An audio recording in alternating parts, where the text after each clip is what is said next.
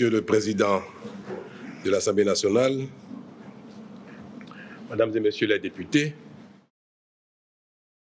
ces dernières années, je n'ai de cesse de souligner le nouvel état d'esprit qui caractérise désormais notre pays et nous caractérise en tant que citoyens. Celui de nous laisser porter par un vent nouveau, fait de détermination, d'optimisme, de rigueur, de foi en l'avenir. Cet état d'esprit, c'est celui de ne jamais renoncer face aux difficultés, mais d'y voir un motif pour amplifier nos efforts en vue de la satisfaction de nos besoins. C'est celui également de demeurer convaincu que dans notre quête du meilleur pour nous-mêmes et davantage pour les générations futures, plus rien ne nous est impossible et que nos efforts seront couronnés par le bien-être collectif et individuel tant recherché.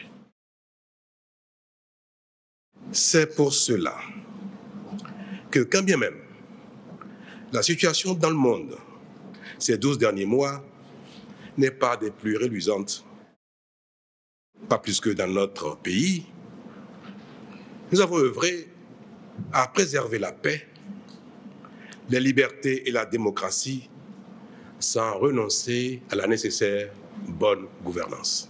Avec ces acquis qui continuent d'être des données fondamentales de notre communauté de destin et les échanges politiques entre acteurs de tous bords, dans la convivialité et l'esprit républicain, nous entretenons un vivre ensemble qui nous est envié. Cette quiétude n'est cependant pas absolue, car au plan sécuritaire, nous continuons d'être préoccupés du fait notamment de la dégradation de la situation chez certains de nos voisins. De fait, malgré nos efforts intenses pour garantir la sécurité ainsi que la libre circulation des personnes et des biens sur toute l'étendue du territoire national, nous ne pouvons pas être pleinement satisfaits tant que des défis restent à relever. Car à la vérité, l'insécurité dans le monde et dans notre sous-région affecte considérablement notre quotidien. C'est le lieu pour moi de réitérer les préoccupations et la désapprobation du Bénin relativement au conflit entre la Russie et l'Ukraine, tant la guerre qui en découle impose de lourdes conséquences au monde. Une guerre avec laquelle nous n'en avons pas fini, que déjà un nouveau foyer incandescent de tension apparaît. Oui, la situation au Proche-Orient inquiète et appelle une mobilisation générale en vue de faire taire les armes. Et si, autant nous condamnons l'attaque du Hamas en date du 7 octobre 2023, autant nous condamnons la disproportion de la riposte israélienne et appelons à l'arrêt des hostilités afin que les drames d'aujourd'hui ne fassent le lit à une insécurité plus globale à transmission transgénérationnelle. En tout cas, au Bénin, nous voulons d'un monde débarrassé des guerres et du terrorisme. Nous croyons à la coexistence pacifique des nations et des peuples.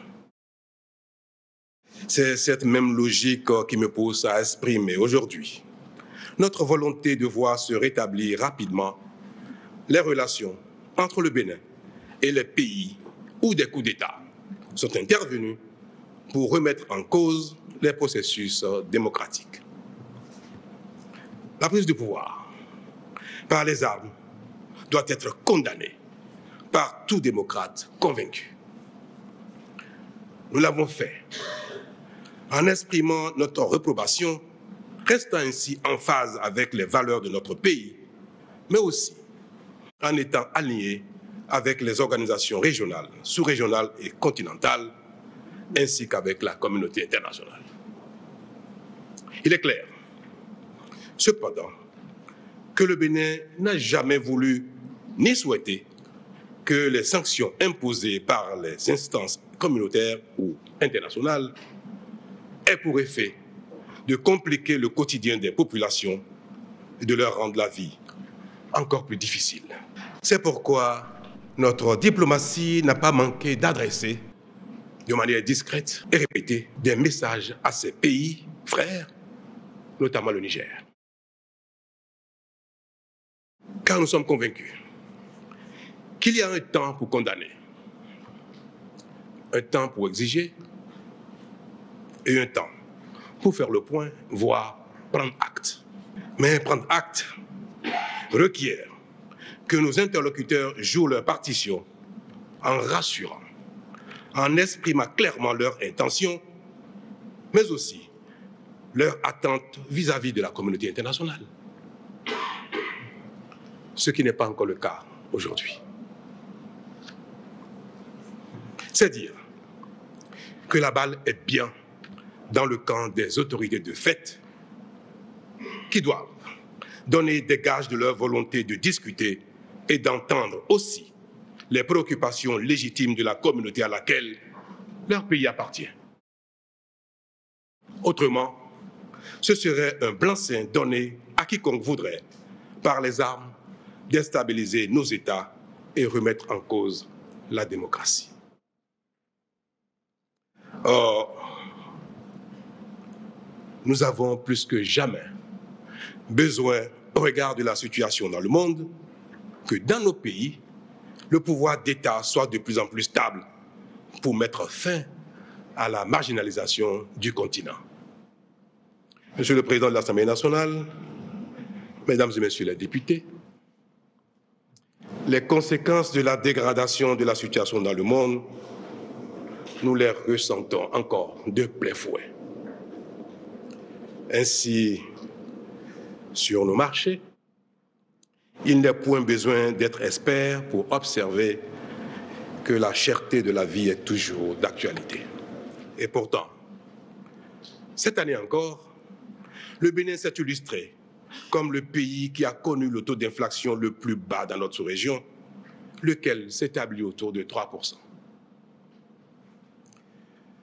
Tout cela résulte bien de notre politique sociale soutenue, grâce à laquelle nous avons maintenu les subventions sur certains produits de première nécessité ou de grande consommation. En sus, la revalorisation des salaires dans des proportions historiques intervenues en décembre 2022 a aidé à atténuer la baisse du pouvoir d'achat des travailleurs à défaut de les améliorer. De même, nous avons déployé des filets sociaux qui ont permis notamment à près d'1 million de pauvres extrêmes de nos 77 communes de recevoir leur carte d'identité biométrique pour bénéficier de l'assurance maladie.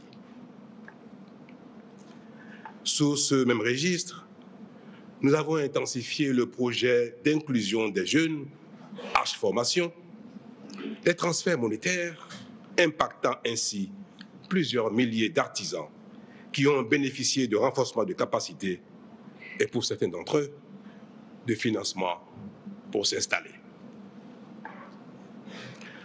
En ce qui concerne spécifiquement les microcrédits, dont le nombre de bénéficiaires s'accroît considérablement, notre pays est classé premier de l'UEMOA en matière d'inclusion financière. Mieux, une dotation de 12 milliards de francs CFA est prévue pour 2024 pour l'octroi des crédits de 50 000 à 100 000 francs CFA en vue d'optimiser les effets de ce programme. Déjà, les pratiques ont considérablement changé. Nos mères, nos femmes et nos sœurs en particulier, ne sont plus obligées de se parer d'uniformes qui leur coûtent une partie du prêt obtenu, de s'exposer au soleil, de prendre des journées entières en vue de louer de soi-disant bienfaiteurs. Il est vrai que le souci de transparence et la volonté de mettre fin à l'instrumentalisation de leurs difficultés, voire de leur chosification, entraînent aussi des désagréments. Mais nous travaillons à y remédier. Les conflits et les guerres qui s'observent ici et là induisent la rareté des intrants et par conséquent leur cherté.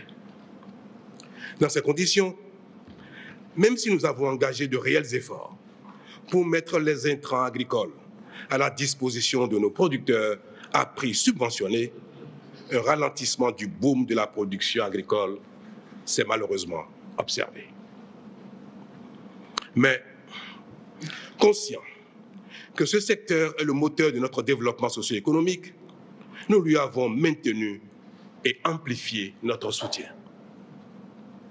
Cela se traduit notamment par la mise à disposition de machines et d'équipements agricoles à des prix subventionnés à hauteur de 50%, ce qui fait qu'un engin de valeur de 1 million de francs CFA est vendu aux producteurs à moins de 500 000 francs CFA et un autre de 15 millions environ est cédé à moins de 8 millions de francs CFA. Grâce à cette politique, il s'observe déjà un taux de pénétration des machines agricoles qui s'accroît de façon significative et facilite de plus en plus la production agricole.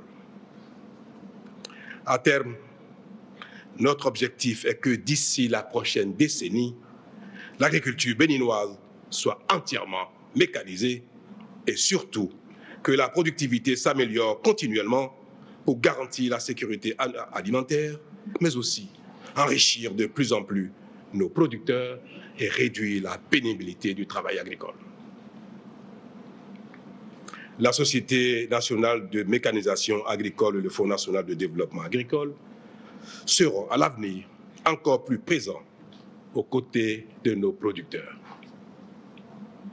Cette agriculture, nous la voulons encore plus diversifiée avec l'émergence de nouvelles filières. Cap sera ainsi mis sur une production massive de manioc pour fournir une industrie nationale en pleine émergence. Ce ne sera pas le cas de ce qui a été vu jadis au Bénin. Ce sera aussi le cas pour l'arachide en vue de sa transformation au Bénin en huile alimentaire pour compléter l'offre nationale d'huile de qualité afin de remplacer les importations dont la qualité n'est pas souvent à la hauteur des normes et standards requis pour la santé de nos populations. Pour conforter cette dynamique, nous avons besoin de pistes rurales en bon état. Là, malgré notre vaste programme de traitement annuel systématique et des pistes rurales et routes en terre, qui impactent littéralement plus de 15 000 km de linéaire, la situation globale n'est pas encore satisfaisante. C'est pourquoi, pour les années à venir, nous programmons de reconstruire la grande majorité de nos pistes rurales afin d'optimiser leur praticabilité et ainsi favoriser l'évacuation plus aisée des productions vers les lieux de commercialisation. Cet intérêt manifeste pour les pistes et routes à vocation agricole ne nous conduit pas, pour autant, à délaisser les infrastructures de mobilité urbaine ou interurbaine.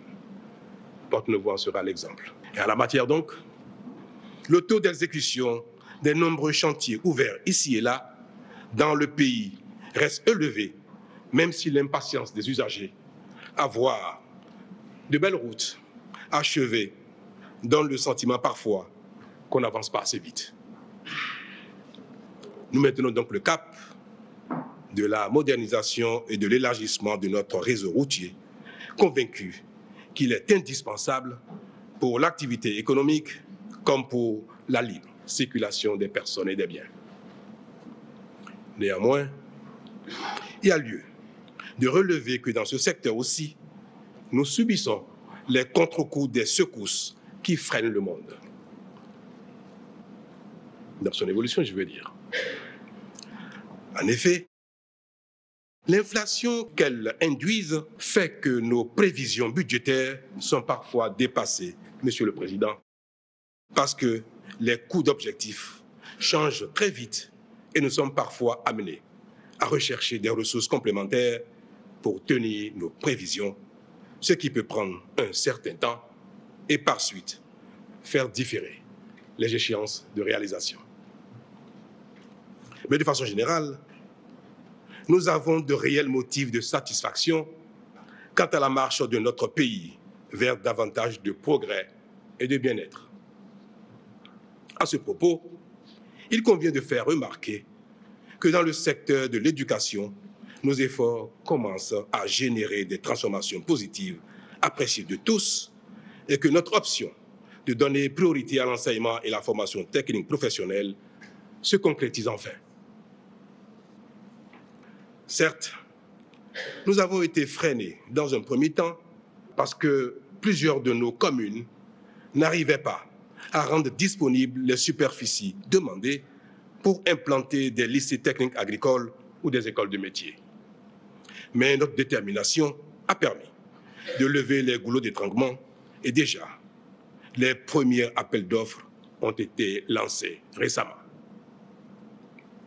Le reste suivra les mois à venir et assurément, la deuxième moitié de l'année 2024 verra les chantiers physiques s'ouvrir un peu partout. Il en sera de même pour les lycées scientifiques et les écoles normales, pour lesquels les financements ont été mobilisés, ce qui nous permettra de renouer très bientôt avec l'excellence au Bénin. Comment, mesdames et messieurs, ne pas évoquer ici l'attraction qu'est devenue notre initiative Semesiti, où des formations de pointe se donnent déjà à de jeunes Béninois et Africains et qui prendra encore plus d'envergure avec la construction de son campus futuriste de Ouida, pour lequel les premiers marchés ont déjà été signés. Au point où nous sommes actuellement, il n'y a plus de doute que Semesiti sera effectivement un hub continental pour l'enseignement supérieur scientifique, technique et professionnel de qualité et aux normes internationales.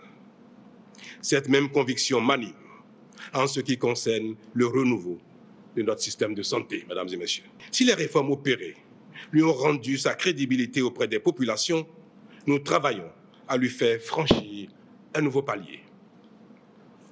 Avec les recrutements importants effectués et ceux à venir, avec la réhabilitation de nos hôpitaux et centres de santé, avec l'achèvement et la mise en service courant 2024 du Centre hospitalier international de Calavi, il va sans dire que nos populations auront de plus en plus accès à des soins de qualité partout sur le territoire national. La construction de l'hôpital de Togben, sans oublier la mise aux normes des plateaux techniques existants et l'amélioration des pratiques hospitalières y contribueront aussi. Des prestations de qualité, c'est ce que nous sommes aussi en droit d'espérer en matière d'accès à l'électricité et à l'eau potable. S'agissant tout particulièrement de l'électricité, grâce aux infrastructures de production que nous avons réalisées, la consommation des ménages a explosé dans tout le pays, tout comme d'ailleurs celle des entreprises. Ceci traduit évidemment une belle dynamique dont nous devons nous féliciter, même si nous connaissons encore beaucoup de désagréments. Il s'ensuit que l'existant doit être renforcé par des équipements confortatifs. Là-dessus, je voudrais vous rassurer, mesdames et messieurs les députés, que des travaux gigantesques sont déjà en cours pour que d'ici à 2025, une amélioration notable puisse s'observer dans la fourniture et la qualité de l'énergie au Bénin. Ce sera pareil en matière d'eau potable. Là aussi, les réalisations historiques que nous faisons en milieu rural, comme dans les villes, autorisent à espérer une embellie remarquable de la qualité des services délivrés. Dans tous les cas, les perturbations observées et les insatisfactions du moment ne doivent pas nous faire perdre de vue le chemin déjà parcouru qui attestent que nos efforts payent et que nous devons les maintenir pour une satisfaction optimale de nos besoins. Les désagréments de ces jours-ci ne doivent pas nous faire douter de notre capacité à franchir toutes les étapes, toutes les difficultés dans notre pays. Mesdames et messieurs les représentants de la nation, s'il y a un secteur qui symbolise bien le Bénin révélé, en dehors de tout ce que le nouvel état d'esprit permet de réaliser, c'est celui du tourisme, de la culture et des arts. Ici, chacun voit, qu'il soit sur le territoire national ou en dehors, qu'une dynamique nouvelle s'installe. Une effervescence réelle est perceptible parce que notre pays rayonne de plus en plus. Il en sera davantage ainsi avec les réceptifs hôteliers de premier plan déjà réalisés ou en cours de réalisation, les musées en construction, Porte-Nouveau en est le témoin, les infrastructures de toutes sortes dont les travaux ont démarré et qui vont définitivement donner une identité forte au secteur.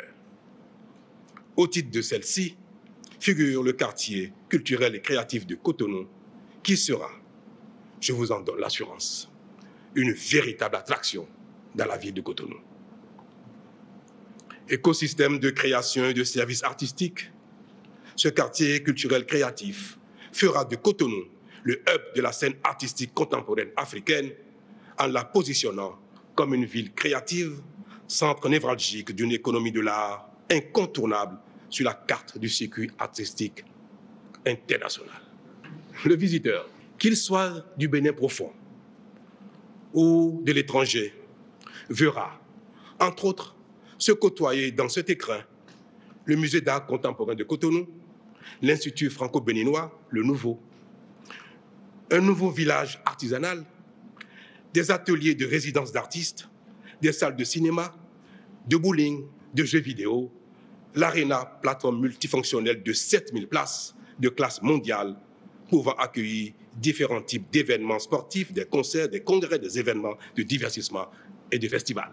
C'est pour très bientôt, mesdames et messieurs.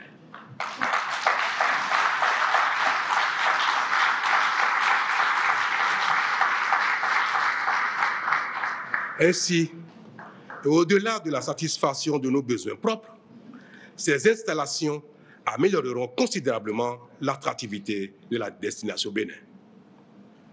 Dans ce cadre, les travaux pour la bonne et entière connectivité numérique à l'intérieur du territoire et avec l'extérieur se poursuivront à un rythme satisfaisant, même si cela génère parfois des déviances comme la cybercriminalité. Mais le plus important, mesdames et messieurs, le plus important étant l'utilisation positive que nous en ferons ou que nous en faisons, tout en combattant vigoureusement les délits et crimes qui s'y développent. L'Internet est désormais dans notre quotidien presque partout. De Cotonou à Niki, de Malanville ou Tangueta, de Kétou à Banté, Bassila ou Boukoumbe, en passant par toutes les autres communes, la digitalisation à Précor et le numérique nous facilitent de plus en plus la vie. Lequel d'entre nous, qu'il soit agent de l'État ou non, et où qu'il se trouve, n'a jamais encore bénéficié de l'un des 235 services publics entièrement digitalisés et disponibles en ligne 7 jours sur 7, 24 heures sur 24. Qui n'a pas sollicité, de jour comme de nuit, et sans avoir à se déplacer, un acte de naissance, un casier judiciaire, une prestation administrative? Qui est encore tenu d'aller à la circonscription scolaire parce que son enfant va à un examen ou pour en connaître le résultat? Toutes les formalités relatives aux examens sont accessibles désormais en un clic et à peu de frais. Et pour permettre à chacun de devenir un usager de tous les services en ligne, le processus d'attribution de numéros personnels d'identification n'est plus un parcours de combattant. Nous avons œuvré à installer dans toutes nos communes et dans tous les arrondissements des communes à statut particulier ainsi que dans nos représentations diplomatiques et consulaires, un bureau de l'Agence nationale d'identification des personnes ANIP. Ce faisant, nous facilitons l'enrôlement continu des citoyens, la délivrance des actes de naissance et des certificats d'identification personnelle. La prochaine étape sera de doter les arrondissements des communes intermédiaires ou ordinaires de démembrement de l'ANIP pour rapprocher davantage les services d'état civil des populations. Mais au-delà des personnes physiques, le numérique et la digitalisation impactent aussi nos micro, petites et moyennes entreprises autant que les grandes entreprises. Il leur permet d'accomplir de nombreuses diligences en ligne, de faire des économies d'échelle et de développer les services nouveaux. Mieux, nous avons mis en place l'Agence de développement des petites et moyennes entreprises qui, fonctionnant comme un guichet unique de toutes les interventions de l'État à leur profit, sera pour elles un acteur clé de leur développement. Notre attention à leur égard se justifie d'autant que l'essentiel de notre tissu économique est fait de PME. Qu'elles soient formelles ou informelles, ce sont elles qui créent l'essentiel de notre richesse nationale dont nous veillons à gérer les ressources versées à l'État avec beaucoup de rigueur et de transparence. Les reconnaissances internationales en la matière, mesdames et messieurs, ne manquent d'ailleurs pas, comme tout le monde le sait de plus en plus. Ainsi, sur les enjeux globaux tels que le développement durable et la transparence fiscale, le Bénin est classé premier en Afrique et parmi les meilleures nations au niveau mondial. En effet, en juin 2023, l'Organisation des Nations Unies a classé notre pays premier en Afrique et 5e dans le monde pour l'indice qui mesure la capacité des États à générer des solutions pour le développement durable et à respecter leur engagement.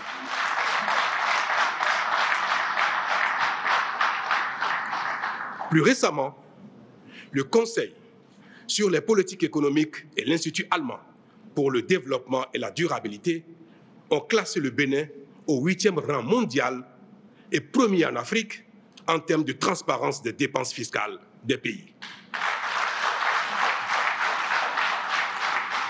Par ailleurs, mesdames et messieurs, nos partenaires traditionnels et internationaux continuent de nous manifester une confiance soutenue. C'est ainsi que le FMI a plébiscité les efforts du Bénin, qui est devenu le 2e pays à bénéficier de la facilité pour la résilience et la durabilité avec un accès à 120% de sa quote-part. Quant à la Banque mondiale, mesdames et messieurs, et j'en aurais peut-être fini, elle contribue à révéler l'excellence de nos performances à travers son indice relatif à l'évaluation des politiques et des institutions, lequel nous classe encore premier en Afrique de l'Ouest. Et en ce qui concerne plus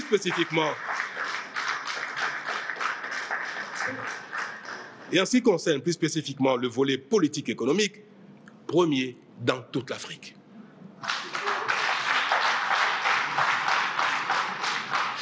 Permettez-le-moi encore. Permettez-moi de vous dire que quant aux agences de notation les plus réputées au monde, elles ne cessent de reconnaître la résilience de l'économie béninoise et de la vaillance des Béninois. C'est ainsi qu'en octobre dernier, Standard & Poor's a maintenu la notation de B+ du pays, le Bénin, révisée favorablement, la perspective associée passant de stable à positive. Cette décision, remarquable dans le contexte actuel d'instabilité internationale croissante, place le Bénin comme le seul pays d'Afrique disposant d'une perspective positive avec cette agence.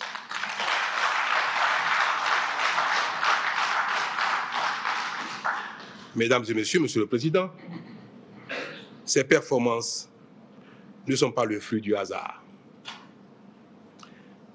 Elles relèvent bien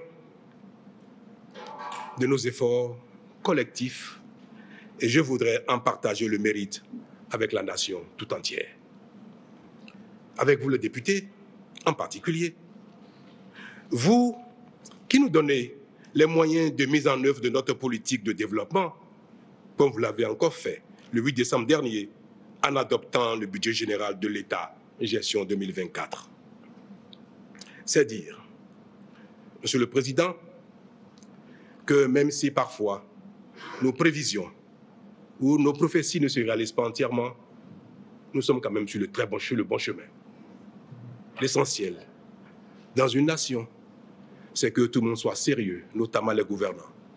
Les efforts des uns et des autres sont de nature à produire le développement collectif. Et quand les gouvernants sont sérieux, la nation se met davantage au travail et les résultats s'observent. C'est le cas du Bénin.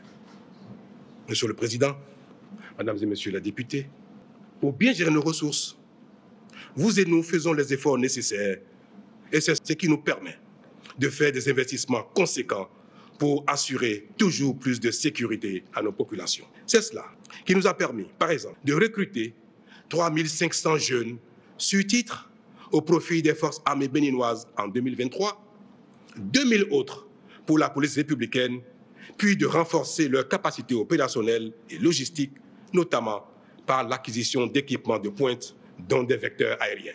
Tous ces efforts ont pour objectif d'accroître leur résilience, de maintenir leur moral au beau fixe, en vue de leur permettre de se consacrer efficacement à leur mission régalienne. Toute chose qui suscite de la part de nos partenaires un regain d'intérêt manifesté par leur soutien remarquable. Mesdames et Messieurs les députés, il est un domaine dans lequel nos efforts étonnent aussi et suscitent admiration. C'est notre politique d'industrialisation, dont le fleuron, aujourd'hui, est la zone économique spéciale de Glodjibé. J'en parle avec fierté, car je suis convaincu qu'il y a 3 ans, quand j'annonçais ce chantier lors de ma tournée de reddition de comptes, très peu y croyaient, y compris dans nos propres rangs. Aujourd'hui, nous y voilà. Et j'ose l'affirmer, ce que nous voyons déjà à Glodjibé n'est rien par rapport à ce qui vient devant. Avec l'engouement des grandes entreprises qui s'y installent déjà, dans quelques temps, ce ne seront plus seulement 10 000 jeunes Béninois qui vont y travailler, mais des centaines de milliers de Béninois. C'est aussi cela, la plus-value générée par un climat incitatif pour les affaires et la transformation de nos matières premières. Mesdames et Messieurs les députés,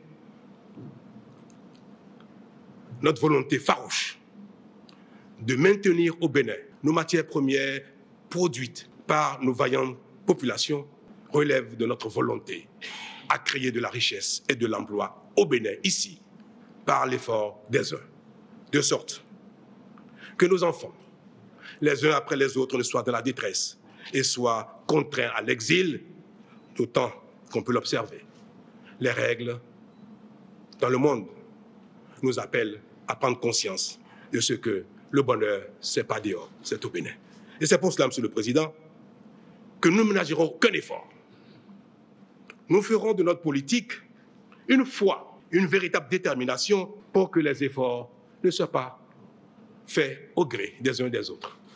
Si l'intérêt du Bénin s'observe et doit se construire, doit être réel par nos efforts, les dirigeants que nous sommes en feront donc le serment et feront en sorte que chaque Béninois n'ait pas le choix. Cette dynamique va s'amplifier sur les années à venir, avec un effet d'entraînement sur les industries locales, qu'elles soient implantées à Glodjibé ou partout dans le Bénin. Mon engagement est de faire avec vous un Bénin de développement. Un pays qui, dans des années à venir, n'aura plus rien à envier au grand pays, un pays qui va se distinguer dans cet océan de difficultés, de pauvreté, de misère. Le Bénin fera son chemin tout seul, s'il le faut.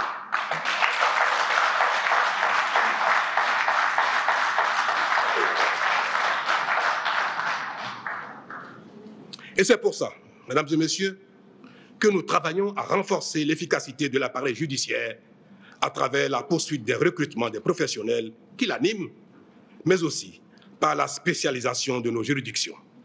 Ainsi, avons-nous opérationnalisé la Cour d'appel de commerce de Cotonou et la Cour spéciale des affaires foncières pour plus d'efficacité.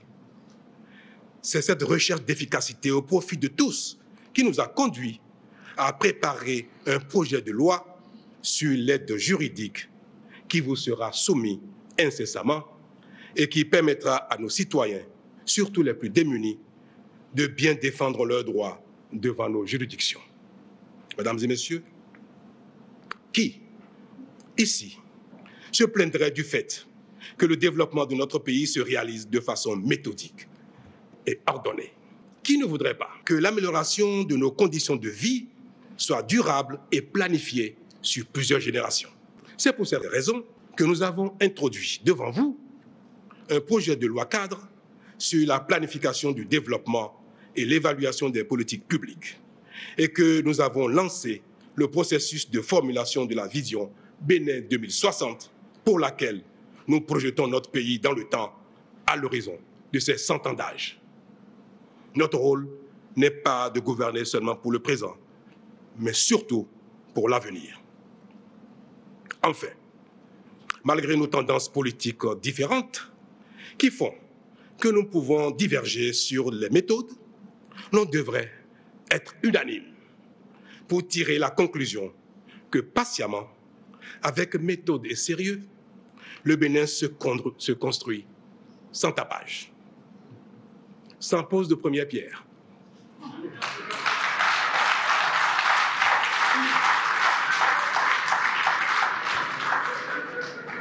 sans premier coup de pioche, sans inauguration et que sais-je encore. Le Bénin se construit et les résultats sont de plus en plus visibles. Ne pas le reconnaître, c'est minimiser, voire ignorer les efforts qu'ensemble nous fournissons pour nous donner un destin aux couleurs de nos attentes. Le mérite appartient donc aux Béninoises et aux Béninois de toutes conditions, de toutes nos communes, de tous nos villages et quartiers de ville, sans oublier ceux de la diaspora. Et c'est bien, mesdames et messieurs, ce Bénin, avec ses filles et ses fils, c'est ce Bénin que je voudrais remercier pour finir mon propos. Qu'ils soient ses filles et ses fils, qu'ils soient des champs, des marchés, du monde artisanal ou industriel, de l'administration publique ou privée, ou encore de la société civile. Mesdames et messieurs, Monsieur le Président de l'Assemblée, j'ai coutume de dire que je suis fier d'être béninois. Cela n'a jamais été pour moi un langage politique. Ma foi, mon espérance en notre pays, en nous-mêmes, à chacun de nous, est réelle. Et je voudrais, à cet effet, vous remercier les uns les autres, remercier le Parlement qui me donne les moyens, remercier le Bénin qui me donne le bonheur d'entretenir cette espérance, qui me donne la raison de croire que de mon vivant, je verrai de mes yeux un Bénin développé. Merci.